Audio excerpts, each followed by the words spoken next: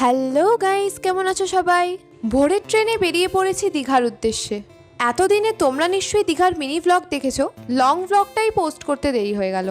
আমরা স্টে করেছিলাম নিউ দীঘার জয়রাম হাইটাইট হোটেলে। দীঘা স্টেশন থেকে 10 টাকা টোটো ভাড়ায় পৌঁছে গেছিলাম একদম হোটেলের সামনেই। চলো তোমাদের সঙ্গে ছোট্ট করে একটা রুম ট্যুর শেয়ার করা যাক। এটা ছিল আমাদের রুম, যেখানে আপ টু 5 জন স্টে করতে পারবে। এই রুমের ব্যাপারে বা এই হোটেলের ব্যাপারে ডিটেলসে জানার থাকলে আমার চ্যানেলে বা ডেসক্রিপশন বক্সে এর ডিটেলস ভিডিও পেয়ে যাবে, চাইলে ওটা চেক আউট করে নিতে পারো। আমাদের এই রুমের সব থেকে বেশি যেটা আমার ভালো লেগেছে সেটা হলো এর ব্যালকনির ভিউ। সত্যি রুমের ব্যালকনি থেকে সমুদ্র দেখা মানে কি দারুণ। আমার তো ভীষণ ভালো লেগেছে। দীঘা মানেই সমুদ্র, আর রুম থেকে এই সমুদ্রের ভিউ, তাও আবার একটা অ্যাফোর্ডেবল হোটেলে, ভাবাই যায় না। শুধু তাই নয়, এই রুমের সাথে আছে একটা সাইড ব্যালকনি, যেখান থেকে সমুদ্রের একটা সাইড ভিউ পাওয়া যায়। এখন ভয়েস ওভার করতে গিয়েও যখন আমি এই ভিউগুলো দেখছি মনে হচ্ছে আবার যাই। সত্যি এতটা সুন্দর লাগছিল ব্যালকনি দিয়ে ভিউটা। এরপর আমরা রুমে বসেই লুচি তরকারি অর্ডার করে নিয়েছিলাম। তারপর খাওয়া শেষ করেই চলে গেছিলাম সমুদ্রে। হালকা হালকা বৃষ্টি পড়ছিল আর প্রচণ্ড ঠান্ডা লাগছিল, তবুও সমুদ্রে স্নান তো করতেই হতো। ঝটপট করে নেমে পড়লাম জলে। এর মাঝে আমার দাদার চশমা হারিয়ে যায়, আর তারপরে খুব বৃষ্টি নেমে পড়ে, তাই আমাদের হোটেলে ফিরে আসতে হয়। ফিরে এসেই আমরা অর্ডার করে দিই চিকেন ফ্রাইড রাইস আর চিলি ফিশ, যেটা কিনা সত্যি খুব ভালো ছিল।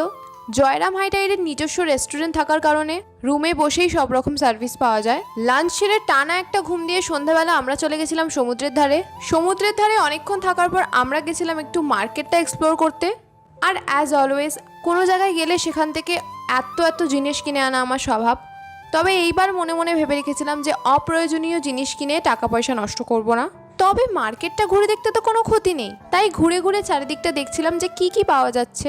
কারণ আমি অনেক বছর পর দীঘা গেছি, আর চারপাশটা ঘুরে তো দেখতেই হয়। আর ওই যে আমাদের হোটেল, বাকি মার্কেটটায় কিন্তু ভালোই ভিড় ছিল। তারপর অনেকক্ষণ ঘুরে ফিরে আমরা ফিরে আসি হোটেলে, আর এসেই অর্ডার করে ফেলি রুটি আর পনির বাটার মশলা, আর নিয়ে নিয়েছিলাম রসগোল্লা। খেয়ে দিয়ে ঘুমিয়ে সকালে উঠে জানলার পর্দা সরাতেই সমুদ্রের এই দারুণ ভিউ কে না চায়। আমার বাবা মা তো আরো সকালে উঠে সমুদ্রের ধারে চলে গেছে। তারপর আমিও কিছুক্ষণ উইন্ডোর সামনে দাঁড়িয়ে চলে যাই মা বাবার কাছে। আজ ছিল আমাদের সাইট সিন যাওয়ার কথা। আমার মা সকালেই গাড়ি বুক করে রেখেছিল এবং 2টো কি 2:30 নাগাদ আসবে বলেই আমরা জানতাম। আগের দিনের মতনই পুরি সবজি খেয়ে আমরা চলে গেছিলাম সমুদ্রে। জয়রাম হাইটাইট হোটেলে নিজস্ব রেস্টুরেন্ট থাকার জন্য আমাদের অনেকই সুবিধা হয়েছে। আজকেও সকাল থেকে ফোঁটা ফোঁটা বৃষ্টি পড়ছিল, আর তার জন্য বেশ একটা শীত লাগছিল। এদিকে আমরা যখন সাইট সিনে বেরিয়েছিলাম তখন কিন্তু পুরো কড়া রোদ পড়ে গেছিল, কিন্তু সকালটা বেশ ঠান্ডা ঠান্ডা আর বৃষ্টি ছিল। সি বিচে অনেকক্ষণ থাকার পর আমরা আবার ফেরত চলে গেছিলাম হোটেলে। রুমে পৌঁছেই আমরা লাঞ্চের জন্য অর্ডার করে নিয়েছিলাম পনির পিস পোলাও আর মাটন কষা। লাঞ্চ শেষ করে আমরা সাইট সিন যাওয়ার জন্য রেডি হয়ে নিয়েছিলাম। এদিকে 2:30 নাগাদ আমাদের গাড়িও চলে এসেছিল। আমার দাদা নিচ থেকে ভিডিওটা করছিল। এদিকে দেখো আমার মুডটা অফ, কারণ আমার কোনো ভালো ছবি তুলে দিচ্ছিল না কেউ। আমাদের আজকে সাইট সিনের অনেকগুলো লোকেশন ছিল, এক এক করে তোমাদের সব দেখাবো। এটা ছিল দীঘার ফার্স্ট লং ভ্লগ। এছাড়াও আরেকটা ভ্লগ আসবে, ওটার জন্য তোমরা অপেক্ষা করো। অ্যাটলিস্ট আমরা বেরিয়ে পড়েছি। এই লং ভ্লগের একটা পার্ট 2 আসবে, ওটার জন্য প্লিজ আমার চ্যানেলটাকে সাবস্ক্রাইব করে রেখো। আজকের জন্য এখানেই টাটা।